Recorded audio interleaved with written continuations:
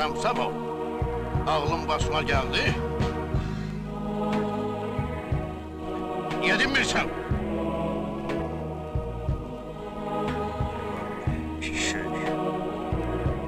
Sen hala uşaqsan, bala. Allah'ı yolundan çıxarıbsan. Eybi yok. Ağıllanarsın. Hə, Rəşid, sərgini ver ona. Götür, keç bizim tərəfə. Ben satqın değilim Kərbəlayı. Satqın niye olursan?